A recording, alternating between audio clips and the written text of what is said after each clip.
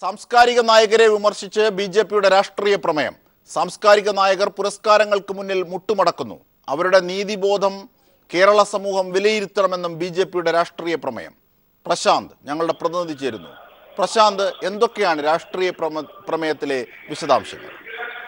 അജിംഷാദ്, ഇപ്പോൾ ബി.ജെ.പിയുടെ സംസ്ഥാന കൗൺസിൽ യോഗം കോട്ടയത്ത് പുരോഗമിക്കുകയാണ്. കേന്ദ്രമന്ത്രി വെങ്കയ്യ നായിഡുവാണ് ഇപ്പോൾ അത് ഉദ്ഘാടനം ചെയ്യുന്നത്.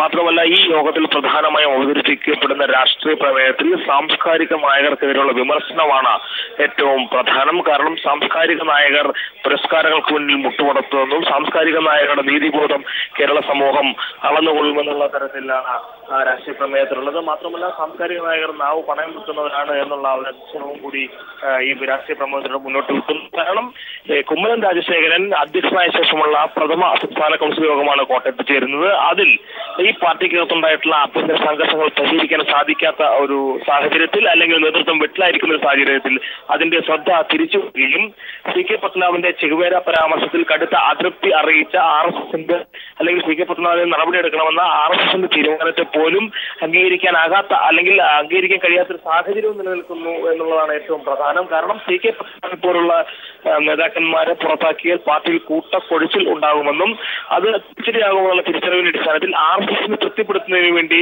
സാംസ്കാരിക നായകർക്കെതിരെയുള്ള ഒരു കരുനീക്കമാണ് ഇപ്പോൾ ഉണ്ടായിക്കൊണ്ടിരിക്കുന്നത്. അതായത് സ്വന്തം സംഘടനയ്ക്കകത്തുള്ള അതിന്റെ പ്രശ്നങ്ങൾ മറച്ചുവെക്കുക, പകരം സാംസ്കാരിക നായകർക്കെതിരെ പ്രതിഷേധിക്കുക, അതിലൂടെ മാധ്യമത്തിലേക്ക് കാര്യങ്ങൾ ഉയർത്തിക്കൊണ്ടുവരിക എന്നുള്ളൊരു തന്ത്രമാണ് ബി.ജെ.പി. അത് തന്നെയാണ് പ്രശാന്ത്. അതായത് ഈ രാഷ്ട്രീയ പ്രമേയം ലക്ഷ്യമാക്കുന്ന ചില സൂചനകളുണ്ട്.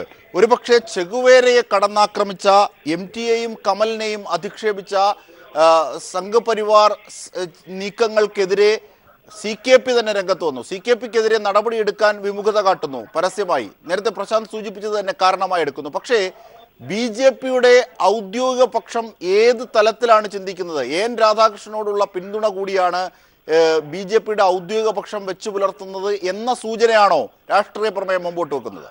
തീർച്ചയായും RSSന്റെ നയങ്ങൾ നടപ്പിലാക്കാൻ തങ്ങൾ ബാധ്യസ്ഥരാണ് എന്ന സൂചനയും, RSSനെ പോലുള്ളവരെ അംഗീകരിക്കാത്ത അല്ലെങ്കിൽ RSSന്റെ നിയമങ്ങൾക്ക് വിരുദ്ധമായി പ്രവർത്തിക്കുന്ന പുറത്താക്കുമെന്ന സന്ദേശം തന്നെയാണ് ഇതിലൂടെ ഉണ്ടാകുന്നത്. കാരണം എൻ രാധാകൃഷ്ണൻ MT വാസുദേവൻ നായരെയും കമലിനെയും കടന്നാക്രമിച്ചത് വളരെ ശരിയായിരുന്നു എന്നുള്ള ന്യായീകരണം തന്നെയാണ് ബി.ജെ.പിയുടെ സംസ്ഥാന കമ്മിറ്റി യോഗവും വ്യക്തമാക്കിയിരുന്നത്. ഈ സാഹചര്യത്തിൽ എൻ രാധാകൃഷ്ണൻ കൂടിയുള്ള പരോക്ഷ പിന്തുണയും സി കെ പത്മനാഭനോടുള്ള ഒരു മുന്നറിയിപ്പുമായിട്ട് വേണം ഇതിനെ കണക്കാക്കാൻ. കാരണം ഈ RSS എടുക്കുന്ന നിലപാട്, ആ നിലപാടിനെ എൻ രാധാകൃഷ്ണൻ പിന്തുണച്ചു എന്ന് തന്നെയാണ് സംസ്ഥാന കമ്മിറ്റിയുടെ വിലയിരുത്തൽ.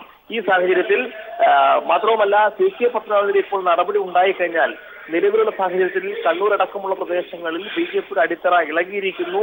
ഈ സാഹചര്യത്തിൽ സി കെ പത്മനാഭനെ പോലുള്ള ജനകീയ മുഖം അവർക്ക് നഷ്ടപ്പെട്ടു കഴിഞ്ഞാൽ പ്രവർത്തകരുടെ കൂട്ടക്കൊഴിച്ചിൽ ഉണ്ടാകുമെന്നുള്ളൊരു ഭയമുണ്ട്. അതുകൊണ്ട് തന്നെ 2019 തെരഞ്ഞെടുപ്പിലേക്കുള്ള തയ്യാറെടുക്കലിൽ അതെല്ലാം വലിയ രീതിയിൽ ക്ഷീണം ചെയ്യുമെന്നുള്ള തിരിച്ചറിവ്, ഒപ്പം RSS കടുത്ത അതൃപ്തി രേഖപ്പെടുത്തിയെങ്കിലും RSSന്റെ തീരുമാനം കേരളത്തിൽ നടപ്പാക്കുമ്പോൾ കേരളത്തിലെ ജനങ്ങൾ എങ്ങനെ അംഗീകരിക്കുമെന്നതിനെ കുറിച്ചുള്ള ആശങ്കയും നിലനിൽക്കുന്നു.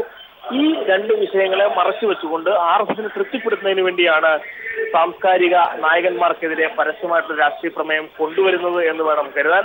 കൽബുർഗിയുടെ ആ ഒരു പാത, അല്ലെ കൽബുർഗിയെ വധിച്ചുകൊണ്ടുള്ള ആ ഒരു സാംസ്കാരിക ഫാസിസം നടത്തിയ ആളുകൾ വീണ്ടും കേരളത്തിൽ സാംസ്കാരിക നായകന്മാരെ എതിർത്തുകൊണ്ട് വരുന്നു എന്നുള്ളതാണ് ഇതിൽ ഏറ്റവും വലിയ പ്രത്യേകത. കാരണം രാജ്യമൊട്ടാകെ സാംസ്കാരിക നായകന്മാർക്കെതിരെ വാളോങ്ങുകയും അല്ലെങ്കിൽ അവരെ കൊലപ്പെടുത്തുകയും ചെയ്യുന്ന ഒരു പരിവാര സംഘത്തിന്റെ ആളുകൾ ഇപ്പോൾ കേരളത്തിലെ സാംസ്കാരിക നായകരെയും വളഞ്ഞിട്ട് ആക്രമിക്കുന്നു, സത്യരാക്കാൻ ശ്രമിക്കുന്നു. അതിലൂടെ ചില മാധ്യമ ശ്രദ്ധകൾ കൊണ്ടുവരുന്നു, ചില മുന്നേറ്റങ്ങൾ നടത്താൻ കഴിയുമെന്നുള്ള ഒരു സന്ദേശം RSSനടക്കം നൽകുന്നു. അപ്പോൾ RSSനെ തൃപ്തിപ്പെടുത്തുന്നതിന്റെ ഭാഗമായി തന്നെ വേണം ഇത്തരത്തിലുള്ള രാഷ്ട്രീയ പ്രമേയം എന്ന് വേണം കരുതാൻ.